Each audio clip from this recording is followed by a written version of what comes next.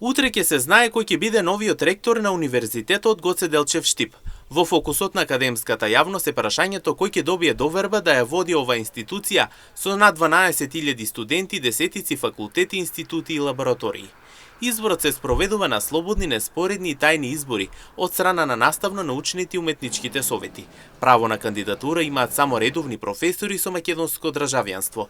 Покрај формалната пријава, кандидатите треба да достават и програма за работа, лична и научна биографија, како и библиографија, со што веќе почнаа дебатите за визиите и иднината на самиот универзитет.